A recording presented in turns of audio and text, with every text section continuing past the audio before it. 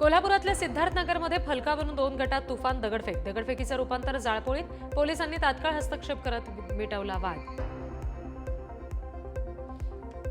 राज्यामध्ये पावसाचा जोर ओसरला. कोकण, मध्य महाराष्ट्र आणि विदर्भाला पुढील काही दिवस येलो अलर्ट.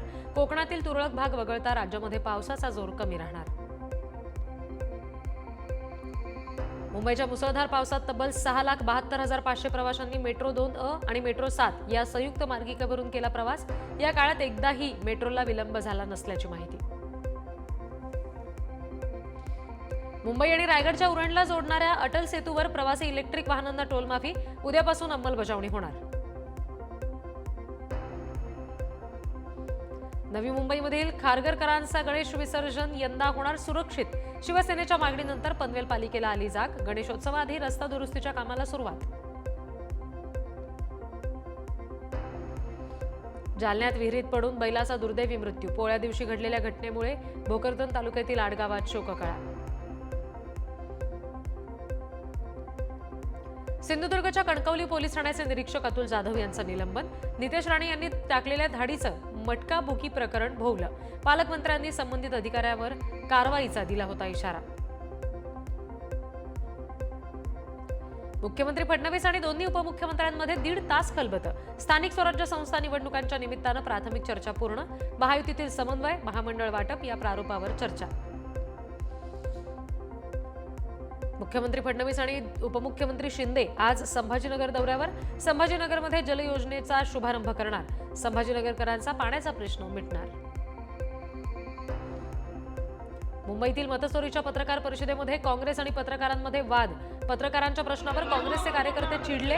नेत्यांसमोरच कार्यकर्त्यांची पत्रकारांना दमदाटी.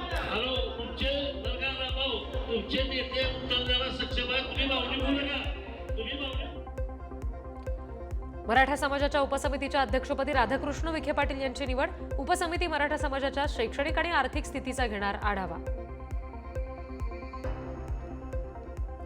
महाराष्ट्र राज्य शिक्षक सेनेच्या कार्यक्रमाला आज पक्षप्रमुख उद्धव ठाकरे उपस्थिती लावणार. महाराष्ट्र राज्य शिक्षक सेना अध्यक्ष ज.म. अभ्यंकर यांच्या विधान परिषद सदस्यत्व वर्षपूर्तीनिमित्त कार्यपुस्तिकेचं प्रकाशन. ठाकरेंच्या शिवसेनेच्या बेस्ट कामगार सेनेचे अध्यक्ष सुहास सामंत यांनी दिला पदाचा राजीनामा. बेस्टमधील पतपेढीच्या पराभवाची स्वीकारली जबाबदारी. पुणे शहराची प्रभाग रचना जाहीर. निवडणुकीमध्ये एकूण 41 प्रभाग असणार. लोकसंख्येच्या आधारावर एकूण नगरसेवकांची संख्या 165 इतकी निश्चित. पिंपरी चिंचवड शहराची प्रारूप प्रभाग रचना जाहीर. एकूण 32 प्रभाग, 4 सदस्यांचा एक प्रभाग. 4 सप्टेंबरपर्यंत सूचना आणि हरकती नोंदवण्याच्या सूचना. कोकणामध्ये जाणाऱ्या चाकरमान्यांसाठी भाजपाकडून स्पेशल ट्रेन. नितेश राणे यांच्याकडून सोडण्यात येणाऱ्या ट्रेनला रवींद्र चव्हाण हिरवा झेंडा दाखवणार. 11 वाजता मोदी एक्सप्रेस कोकणासाठी रवाना होणार. कृषी मंत्री माणिकराव कोकाटे यांनी आमदार रोहित पवार यांना मानहानीची नोटीस पाठवल्याची माहिती. सभागृहातील व्हिडिओ पोस्ट केल्यामुळे नोटीस.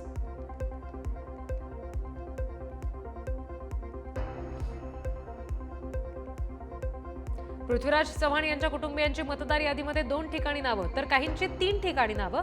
कुटुंबातील 9 सदस्यांची 2 ठिकाणी नावं असल्याचा भाजपचा दावा. राहुल गांधींनी वोट चोरीचं कंत्राट घेतलंय हे यातून स्पष्ट दिसते. राहुल गांधींनी याचं उत्तर द्यावं. पृथ्वीराज चव्हाण प्रकरणात मुख्यमंत्री फडणवीसांची मागणी. चोरांच्या वाटा चोरांना माहीत असतात. चोरी करायची आणि चोरी झाल्याचा कांगावा सुद्धा करायचा ही चोरांची रीत. भाजपचे प्रवक्ते केशव उपाध्ये यांची पृथ्वीराज चव्हाणांवर टीका.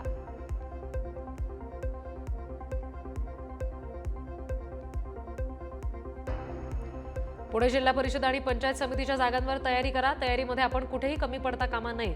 लवकरच निवडणुका जाहीर होतील. कामाला लागा. अजित पवार यांच्या पदाधिकाऱ्यांना सूचना.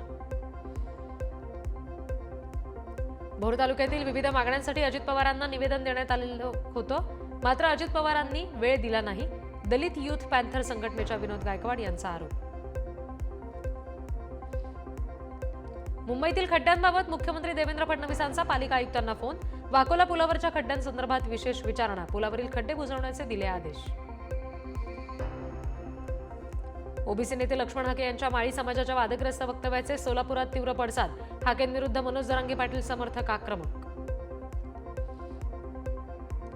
आम्ही संविधान मानणारे लोक. मनोज जरांगेंसारखी अरेरावी आणि टार्गेट करणारी भाषा वापरत नाही. ज्याला काही कळतच नाही त्याला काय संदेश द्यावा, लक्ष्मण हाकेंचा जरांगेंना टोला.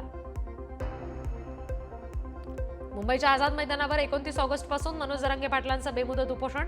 आरक्षण मिळाल्याशिवाय माघार न घेण्याचा निर्धार. महाराष्ट्राच्या कानाकोपऱ्यातून मराठा बांधव मुंबईमध्ये दाखल होणार.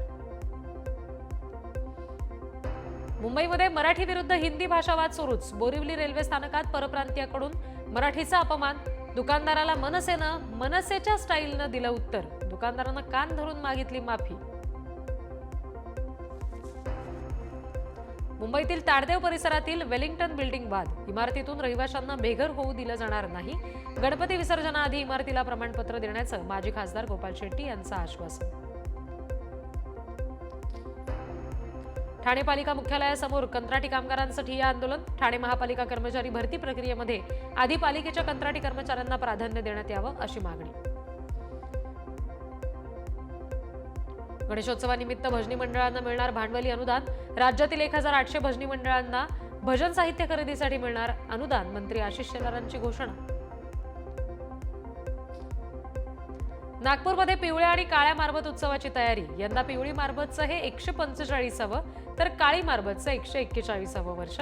आज नागपुरात साजरी होणार मारबत उत्सव.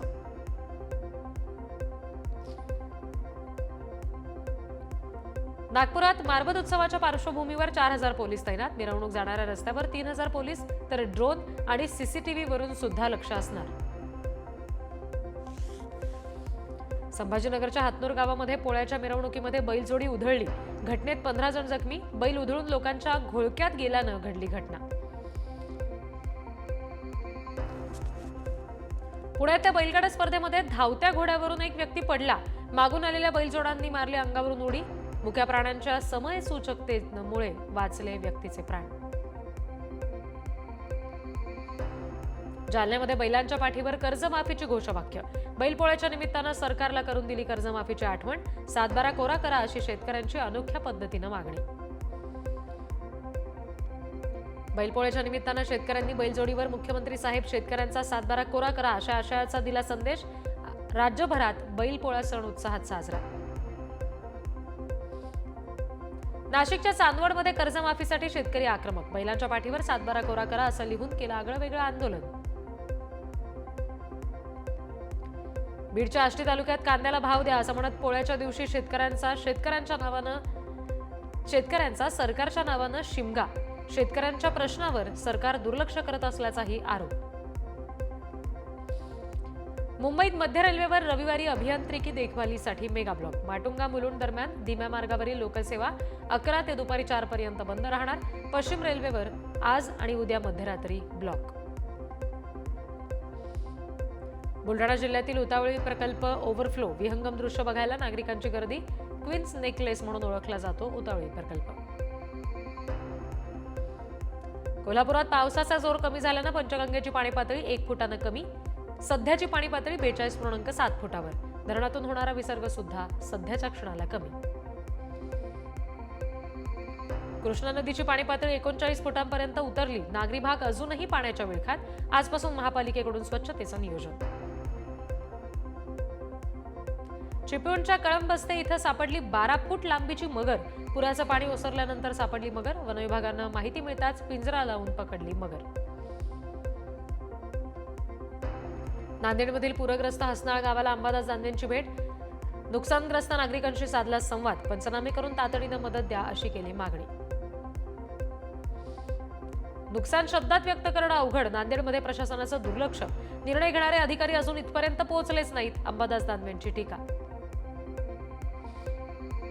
गडचिरोलीमधील कोयर इथे नाल्यातून मृतदेह खांद्यावरून घेऊन जाण्याची वेळ. नाल्यावर पूल नसल्यामुळे आदिवासी बांधवांचे हाल. नाल्यावर पूल बांधा अशी मागणी. कोल्हापूर पन्हाळा मार्ग वाहतुकीसाठी खुला. रस्त्यावर पाणी पातळी कमी झाल्यानं मार्ग पुन्हा खुला. पंचगंगा नदीची सुद्धा धोका पातळीवरून इशारा पातळीकडे वाटचाल. दाक्षिणात्य साई भक्ताचं साईचरणी मोठं दान. साई भक्त व्यंकप्पा घोडकेंनी 4,76,364 रुपये किमतीचं जवळपास 56 किलो 710 ग्रॅम वजनाचं सोन्याचं कडं साईचरणी केलं अर्पण. नाशिकच्या वडनेर दुमाला परिसरातून बिबट्या जेरबंद. आणखीन बिबटे वाढत असल्यामुळे बंदोबस्त वाढवा अशी स्थानिकांची मागणी.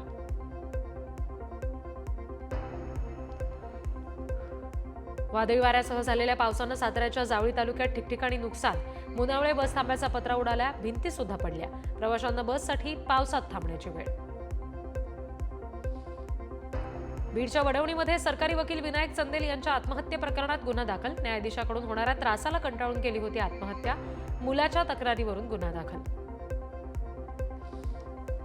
बारामतीत गुणवडीत टेम्पो खाली चिरडून चिमुकल्याचा मृत्यू. चिमुकला घरी जात असताना घडली घटना. टेम्पो चालकाविरुद्ध गुन्हा दाखल. मुंबई नाशिक महामार्गावर कंटेनरचा अपघात. शहापूर तालुक्यातील वेलोली फाट्यावर 500 मीटरवर जाऊन हा कंटेनर डिव्हायडरवर जाऊन धडकला. अकोल्याच्या मूर्तिजापुरात ट्रकचा अपघात. ट्रकचे टायर फुटल्यामुळे अनियंत्रित होऊन ट्रक उलटला. अपघातामुळे ट्रकचं नुकसान. सुदैवानं जीवितहानी नाही. संभाजीनगरच्या संभाजी कॉलनीमध्ये पाडसवाण कुटुंबियांवर चाकू हल्ला. पडीक जागेवर ढोल ठेवण्याच्या वादातून केला तरुणांनी हल्ला. घटनेत कुटुंबातील एकाचा मृत्यू, दोघांची प्रकृती गंभीर. पुण्यामध्ये खुलेआम अंमली पदार्थांची विक्री करणाऱ्या 6 आरोपींना अटक. आरोपींकडून 88,000 रुपयांचा अंमली पदार्थाचा मुद्देमाल जप्त. अवैध धंद्यांविरुद्ध पुणे पोलिसांनी उघडली मोहीम. अंबरनाथमध्ये एकाला एमडी ड्रग्जसह अटक. आरोपीकडून 161 ग्राम वजनाचे 3,30,000 किमतीचे एमडी ड्रग्ज जप्त. उल्हासनगर क्राईम ब्रांचची कारवाई.